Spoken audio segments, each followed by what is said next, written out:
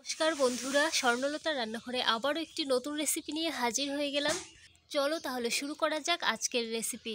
আজ তোমাদের দোকানের স্টাইলে সিঙ্গারা বানিয়ে দেখাবো। তার জন্য আমি ময়দাগুলো থালায় ঢেলে নেব। পরিমাণ মতো ময়দা নিয়ে নিয়েছি, দিয়ে দেব স্বাদ মতো লবণ। ময়দার সঙ্গে নুনটা মিশিয়ে নেব। ময়ান দেওয়ার জন্য তেল দিয়ে দেব। ময়ানটা ভালোভাবে দিতে হবে। ময়ামটা খুব ভালোভাবে দিতে হবে, তবেই সিঙ্গারাটা খেতে খুব খাস্তা হবে। ময়ামটা দেওয়ার জন্য সাদা তেলই পারফেক্ট। আমার হাতের কাছে সাদা তেল নেই, তাই আমি সর্ষের তেলটা দিয়ে করেছি বলে কালারটা এরকম হলদে হলদে হয়েছে। ময়দাটা এরকম দলা হয়ে গেলে বুঝতে হবে যে ময়ামটা হয়ে গেছে। আমার ময়াম দেওয়া হয়ে গেছে পুরোপুরি। একটা গ্লাসে জল নিয়েছি, একটু একটু করে জল দিয়ে ডোটা তৈরি করে নেব। ডোটা একটু সময় নিয়ে বেলে নিতে হবে। ঠিক এরকম, বেশি শক্তও না বেশি একটা নরমও না। তোমরা দেখে নিশ্চয়ই বুঝতে পারছো ঠিক কতটা নরম রাখতে হবে। আমার ডোটা তৈরি হয়ে গেছে, এখন রেস্টে রেখে দেবো 10 মিনিটের মতো। ততক্ষণে আমি সিঙ্গারার পুরটা রেডি করে নেব। আজকে সিঙ্গারার পুরটা ফুলকপি দিয়ে বানাবো। ফুলকপি, আলু, ছোলা মটর দিয়ে। আমি কয়েকটা ফুলের টুকরো কেটে নেব। একটা ফুলের টুকরো কেটে নিয়েছি, কত বড় দেখো বন্ধুরা। একটা ফুলের টুকরো দিয়ে দুটো সিঙ্গারা বানানো যাবে। আর একটা টুকরো কেটে নেব, এইটা নিলেই হয়ে যাবে। নিয়ে নেব মাঝারি সাইজের 5টা আলু।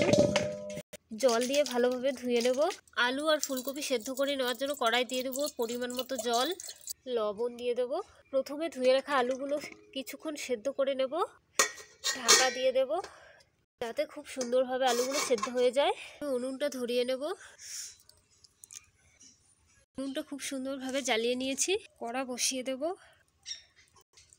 আলুটা 50% মতো সেদ্ধ হয়ে যাওয়ার পরে ঢাকাটা তুলে আগের দিন রাতে ভিজিয়ে রাখা ছোলা মটরটা জল ঝারিয়ে কড়াই দিয়ে দেব। কেটে ধুয়ে রাখা ফুলকপির টুকরোগুলোও দিয়ে দেব। আবারও 50% সেদ্ধ করে নেব ঢাকা দিয়ে। ঢাকাটা তুলে দেখব কতটা সেদ্ধ হয়েছে। দেখুন বন্ধুরা, খুন্তিটা ডেবে যাচ্ছে, কত সুন্দর সেদ্ধ হয়েছে। খুন্তিটা পুরো আলুর ভিতরে ঢুকে গেছে। ফুলকপিটাও খুব সুন্দর সেদ্ধ হয়ে গেছে, এমনকি ছোলা মটরগুলোও খুব সুন্দর সেদ্ধ হয়ে গেছে। জল ঝারিয়ে তুলে নেব। এই বাটিটা ঠান্ডা করে নেব। সেদ্ধ করে রাখা আলুগুলো খোসা ছাড়িয়ে নেব। আমার সবগুলো আলুর খোসা ছাড়িয়ে নেওয়া হয়ে গেছে। তোমরা চাইলে আলুগুলো ম্যাশ করে নিতে পারো, কিন্তু আমি কুচি কুচি করে কেটে নেব। ঠিক এরকমভাবে সবগুলো আলু কেটে নেব। কীরকমভাবে ফুলকপিগুলো কেটে নেব, একদম কুচি কুচি করে। ফুলকপিগুলোও ঠিক আলুর মতো সাইজে কেটে নিয়েছি। এরকমভাবে কুচিয়ে কাটার পর কত সুন্দর হয় দেখুন বন্ধুরা। এই লঙ্কাটা বন্ধুরা দেখতে পাচ্ছেন কতটা ছোট, কিন্তু এত ঝাঁজ, একদম ধানি লঙ্কা। এটাও কুচি কুচি করে দিয়ে দেবো এই তবে সিঙ্গারার পুরটা খেতে খুব ভালো হবে। ঝাল ঝাল খাস্তা সিঙ্গারা দোকানের মতো একদম। কড়া গরম করে নিয়েছি, দিয়ে দেবো সর্ষের তেল। তেল গরম হয়ে গেলে টুকরো আদা গ্রেট করে দিয়ে দেব। তেলের সঙ্গে আদাটা একটু ভেজে নেব। এবারে দিয়ে দেব আলু, ছোলা মটর, ফুলকপি, স্বাদ মতো লবণ, হলুদ গুঁড়ো, লঙ্কা গুঁড়ো। ঝালের পরিমাণটা তোমরা তোমাদের মতো দিবে, আমি আমার পছন্দ মতো দিয়েছি। জিরে গুঁড়ো, ধনে গুঁড়ো, একটু জল দিয়ে ভালোভাবে মিশিয়ে নেব। ভালোভাবে মশলাগুলো মিশিয়ে নেব। 5 মিনিটসের জন্য ঢাকা দিয়ে দেব। 5 মিনিট পরে ঢাকা তুলে নেব। আবারও একটু মিশিয়ে নেব। নামানোর আগে আগে ধনেপাতা কুচি দিয়ে নামিয়ে নেব। ভালোভাবে মিশিয়ে নেব। পারফেক্টলি সিঙ্গারার পুর তৈরি হয়ে গেছে। এই প্লেটে নামিয়ে নেব। কত সুন্দর কালার হয়েছে পুরটার। এইভাবে করে পুরটা বানালে কালারটা খুব সুন্দর আসবে। বন্ধুরা তোমরা এইভাবে বানিয়ে দেখবে, খেতেও বেশ ভালো লাগে। ঢাকাটা তুলে নেব। আর ডটি কতটা সফট হয়েছে দেখুন বন্ধুরা। একটু লম্বা করে বেলে নেব। আমি লেচিগুলো ছুরি দিয়ে কেটে নেব। 3টে লেচি বের করে নিয়েছি। 2টো লেচি সাইড করে রেখে দেব। একটা লেচি রুটির মতো বেলে নেব। উপরে একটু ময়দা ছড়িয়ে নেব বেলার সুবিধার ক্ষেত্রে।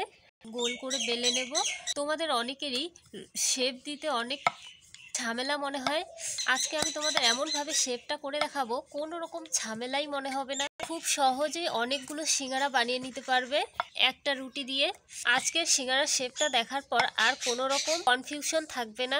আমার রুটিটা বানানো হয়ে গেছে। এখন তোমরা লক্ষ্য করবে আমি শেপটা কিভাবে দিচ্ছি। মাছ বরাবর কেটে নেব। এদিকেও আরেকটু লম্বা করে দাগ টেনে নেব। দুটো টাক টেনে নিয়েছি দুদিকে, এইভাবে করে কেটে নিতে হবে। সবগুলো দাগ কাটা হয়ে গেছে। একটাতে পুর ভরে তোমাদের দেখাচ্ছি। সাইডে একটু জল লাগিয়ে নিতে হবে।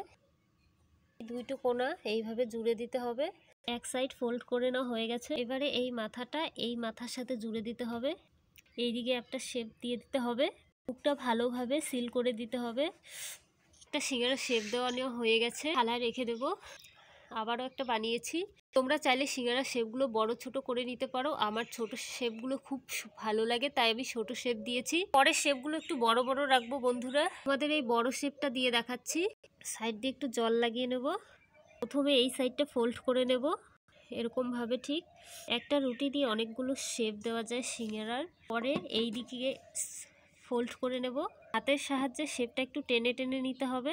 বড় সিঙ্গারাটার শেপগুলো আরো বেশি সুন্দর হয়েছে। দেখো বন্ধুরা, আমার সবগুলো সিঙ্গারা বানিয়ে নেওয়া হয়ে গেছে। এদিকে উনুন ধরিয়ে কড়ায় তেল গরম করে নিয়েছি। এক এক করে সিঙ্গারাগুলো দিয়ে দেব।